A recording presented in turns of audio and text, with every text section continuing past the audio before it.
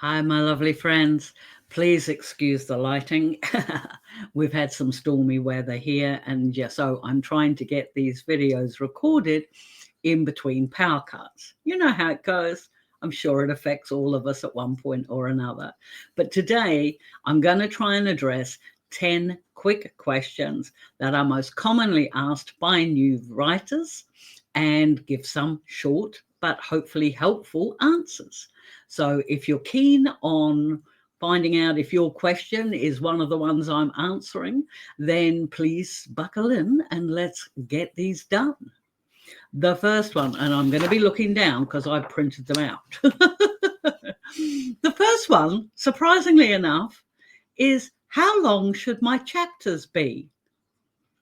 And I've got to admit, I was really surprised, and I actually checked across 3 different writing forums to make sure this was one of the most asked questions, but apparently it is. So what I'm going to say to you is a chapter should be as long as it takes to describe the scene. And that's, you're thinking to yourself, Lisa, that's not helpful. But honestly, that is the truth of it. When you are writing fiction, you write a scene. Now, what I do is that sometimes I will write out a scene and it's pages and pages long because there's a lot of dialogue or there's a lot of action or whatever else.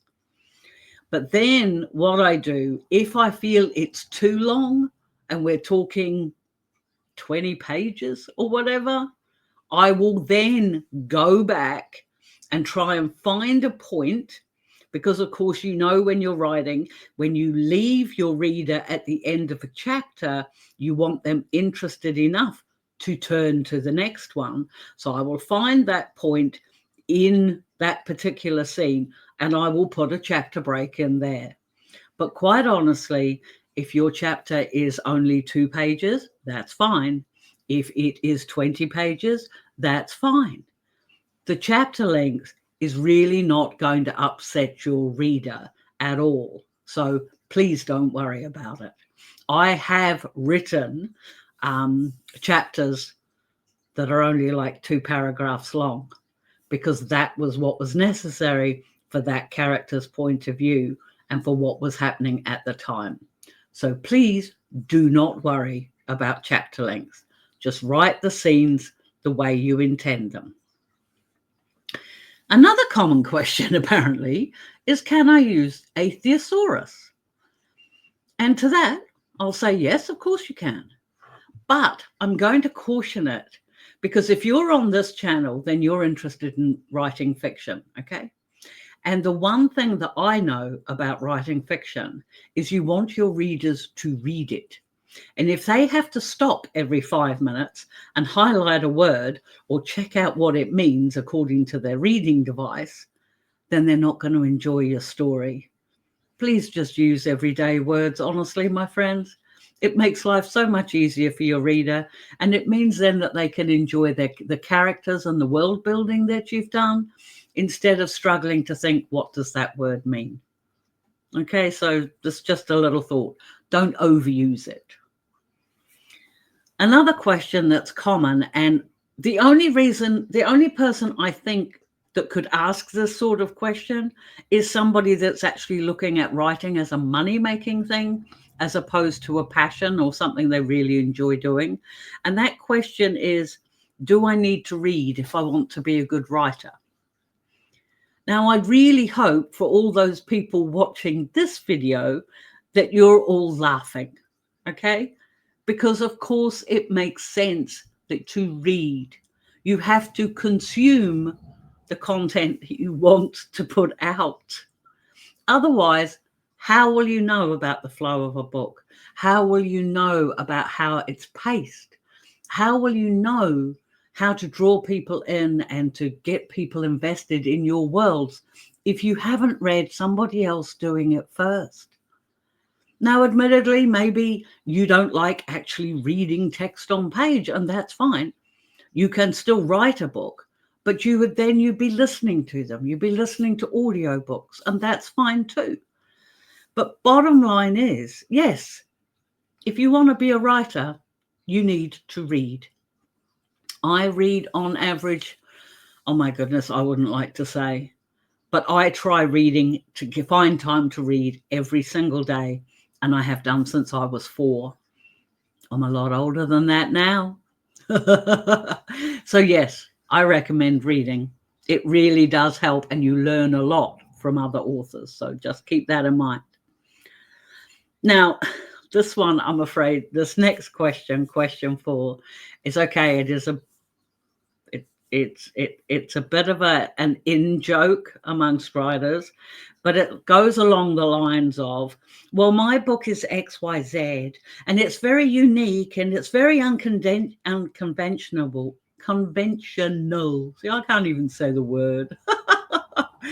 But agents will love it, right? They'll just love it because it's so unique and different and covers this multi-genre thing. And the swift answer for that is no, they won't. Okay, I have mentioned that in a previous video when I talked about the importance of genre with your marketing and everything else. But no, agents won't be interested. Nowadays, agents for publishing houses, all they want is something that will sell. And your unique mishmash of genres and everything else, if it can't be pillar boxed into what they're looking for, you won't be able to sell it. Just saying. I know it's harsh, but maybe try and tweak your story if you have written something like that so that it lends itself to one particular genre that does sell. Just a thought. Don't shoot the messenger. That's the way it works. Another question that comes up quite a little bit often is sort of like, do I need an editor? And now that's quite often qualified by, I can't afford an editor. And that is a common problem. I understand that. My first 3 books that I put out way back in 2014 weren't edited. They still haven't been edited. They still sell. But that's only because I've got really, really tolerant readers.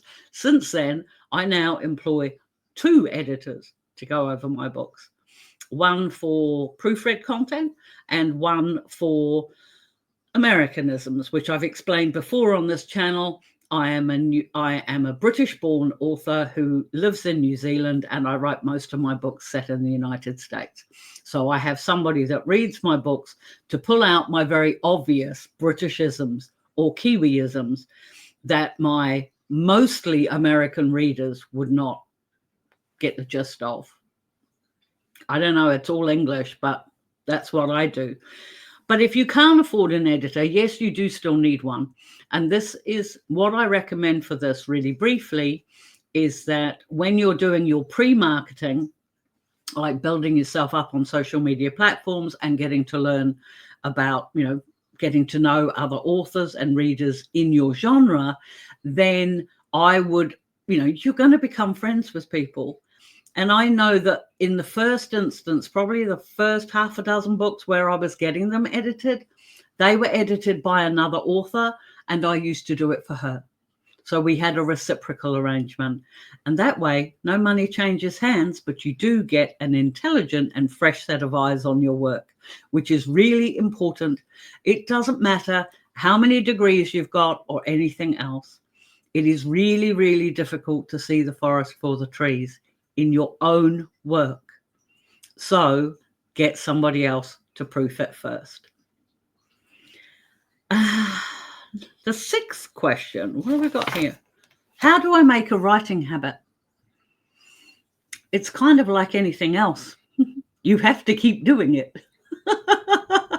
And I'm sorry if that sounds a bit lighthearted, but it is actually the truth.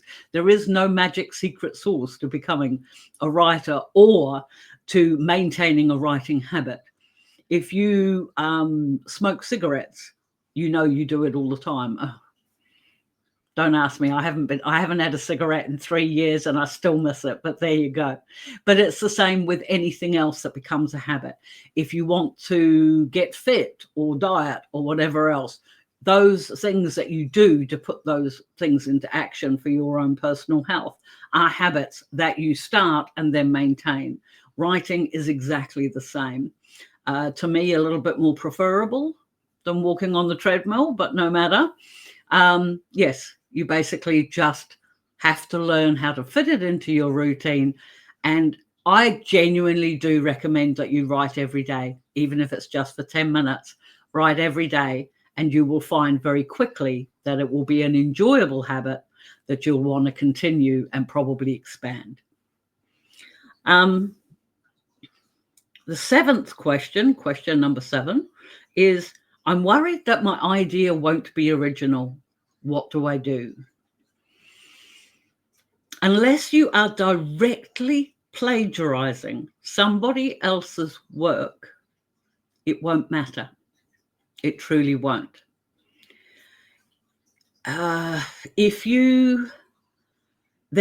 is often said that there is no such thing as an original idea, that every one of the major plot lines in the entire world have already been written multiple times. But what you need to remember is that your take, your characters, your world, your setting, the way you write, your style, your voice will all be unique. So you could write the standard, I don't know, because I don't write them, but like a bog standard romantic trope. Boy meets girl, boy rejects girl, boy has another girl, there's a misunderstanding, whatever, blah, blah, blah. Boy and original girl get together in the end, they all live happily ever after. All right? It's been done to death. And millions and millions and millions of books all have the same plot line, but every single one of them is different. So please don't worry that your ideas aren't original. Please just make sure they're not plagiarized. What's the next one? Question number 8 is, how do I start writing? You watch the end of this video because, I need that for the YouTube algorithm. And then you sit your butt in a chair, you open a Word document or similar, and you type chapter 1. And then you start typing. That is it. There is no master plan, no huge thing that you need to do. To start writing, you just put words on paper. And if it's a little thinks that, if that sounds a little bit intimidating, and I know it can, because the blank page is a right pain. Imagine you were telling a story to a friend. And this is how I write all the time. All of my books, you'll read them like that. They're all written as though I was telling a story to a friend. And start to write that. Just not worrying about, at this stage, not worrying about chapters or anything else. Just write. The only thing I was going to say, pretend you were writing an email or like texting your friend your story. But then I thought, no, because far too many people nowadays text in like shorthand and abbreviation and initials and things like that. And if you're writing a book, you kind of need to put in the words. But imagine that you were telling your story idea to a friend, but instead of verbalizing it, just start typing it. That is the easiest way to get started. Once you've got things on a page, you can always edit it, but you need to get those words down first. So give it a go. And finally, in this, oh no, it's not finally. No, question 9. It's all right. Question 9 is, what if no one reads my work? If you've watched my video from a couple of weeks back, you would have seen I did one on how I got started, like full transparency, how I got to where I am today. And I did mention that when I had written my first book and I was dithering about whether or not to self-publish it, I turned around and basically thought, I don't care, what the hell, words to that effect. And I put it up anyway. I put it up on Amazon anyway. But the thing is realistically, you won't know unless you actually put those words on the page. The thing, and just as a little aside, the way to combat that fear, once you've put your book up, is to already be writing the next one. You put it up, you let it go. At the day that I'm recording this, I have a new book coming out tomorrow. It's been up on pre-order for a couple of weeks. It is Strawberries to Share, Aries and Marty's story in The Gods Made Me Do It book. Is it 11, 12, 15? I don't know. I've lost count. But anyway, it's on the title. But anyway, I've got that coming out tomorrow. But since that one was finished, and then it went to editing and all that sort of thing. But since that was finished, I've already started another 2 books. And while obviously I'm really hopeful that that book will do well, and that in particular my loyal readers who have been following me for a long time will want to read it, my writing's not hinging on it, if that makes sense. It's out there. I've done it. I've done the best I can with that particular couple, and that's it. That's out. That's done. I'm not going to make any more changes. I'm not going to do anything to it. That's done. That's out. Boom. I'm already doing something else. And I found back in the early days when I first started doing this, that was the most effective way of getting past that fear. I mean, obviously I checked my stats, but I had too many other things to think about, so I wasn't hung up on the outcome. And realistically, I think for your own mental health, that is a very effective way to be.